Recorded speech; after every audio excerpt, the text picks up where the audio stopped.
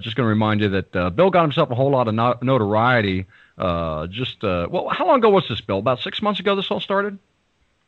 Actually, I put my signs on my truck probably 8-9 months ago, but the notoriety, I got slammed with my liberal friends seeking new friendships that I didn't understand. It was the Monday before Thanksgiving is when that came out, and by Wednesday I was nationwide with my first interview at Channel 11 News, and then it just snowballed from there. Oh, okay. All right. Well, yeah. Bill's the owner of U.S. Cranes LLC, a Waco, Georgia-based company that sells and services cranes and hoists. And he's a former Marine, businessman, and a patriot.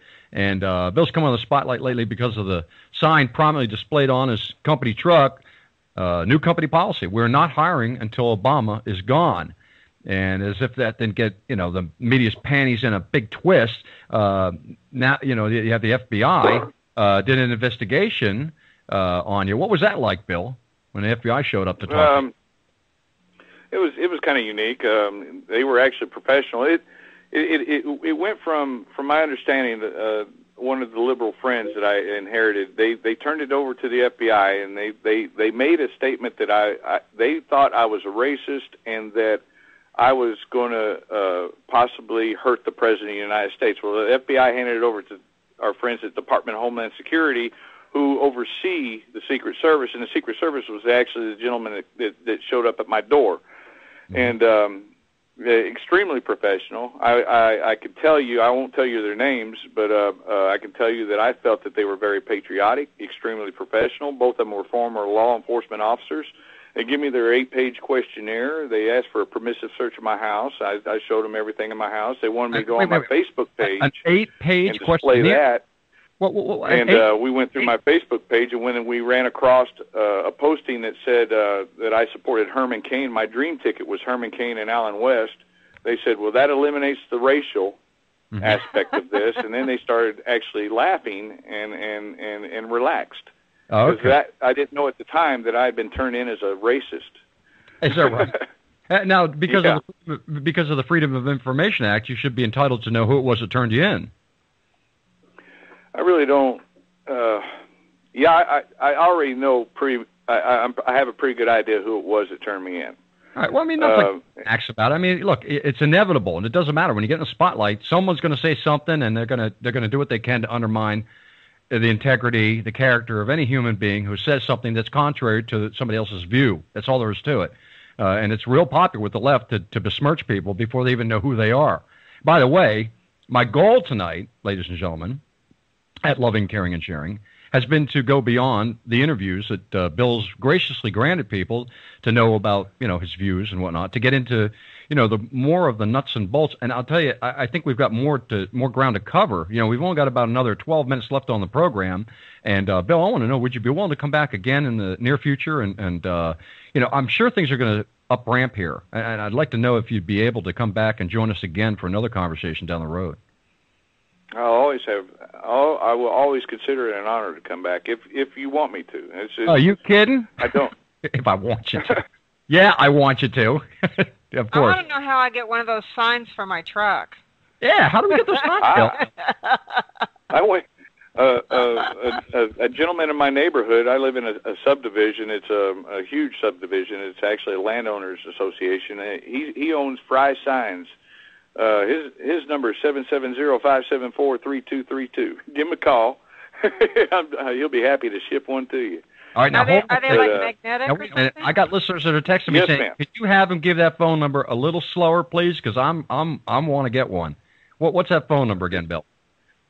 770-574 3232. Okay, what's his guy's name? name? Is David Fry, and he owns Fry Signs. Nice. Okay. You know what? Yes, ma'am. To answer your question, it is magnetic. It is a white magnet with red vinyl letters on it. And all right, so I'm going to have to get some epoxy, is what you're saying, so I don't have to worry about somebody stealing it from me.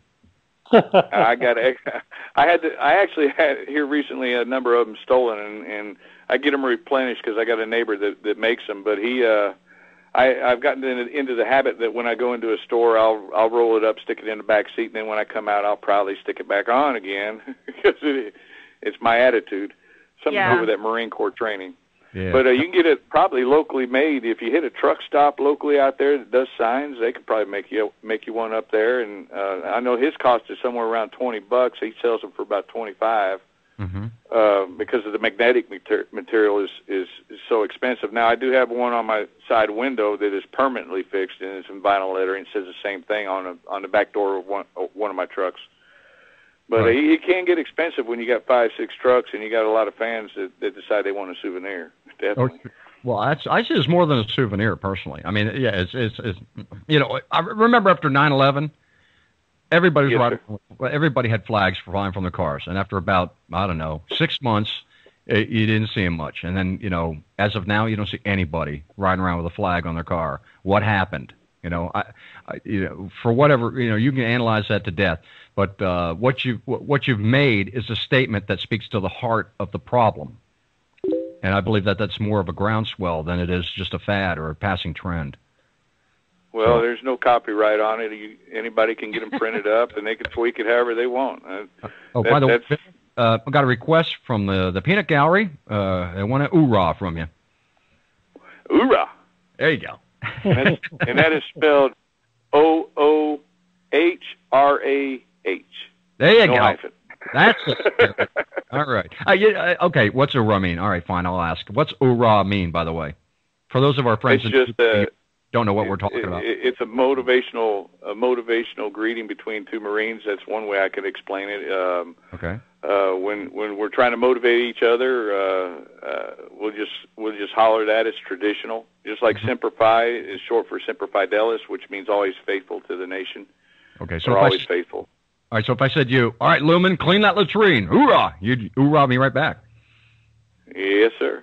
Yeah, not so enthusiastic. But we call it the head. Yeah. Oh, the head. Oh, forgive me. Yeah. Okay. All right. Well, let's see. We're coming up on the close here. I want to take a minute here. Steve, you're still on the horn, aren't you? Oh, absolutely. I haven't moved an inch. I'm glad to hear that. I want to take a minute here. A couple things I want to do. I want to thank people who have been involved in tonight's program.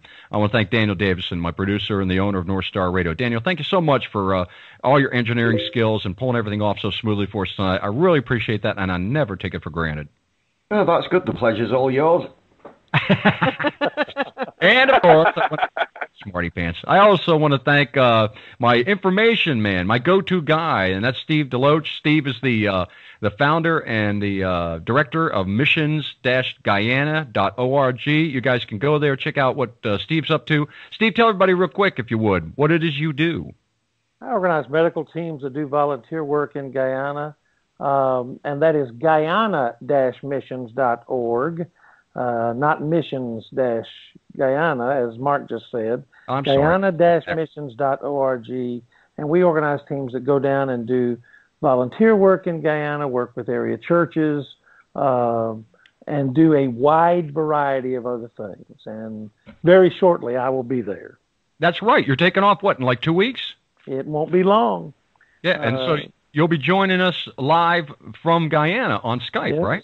Live from Guyana via Skype. That's what I'm doing tonight here in Oklahoma City.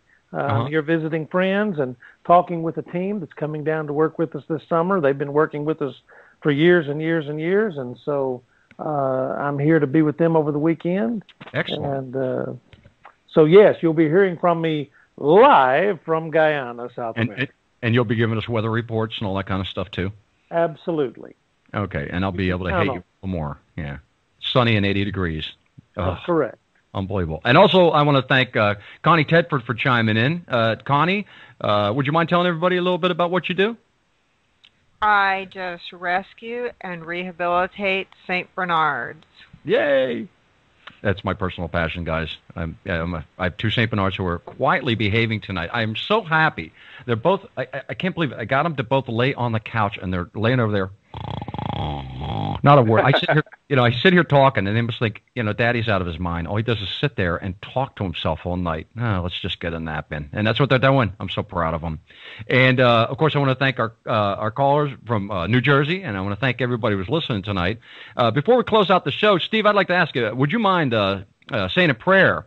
Maybe you could lift up the things that are going on with Bill, the objectives that he's got,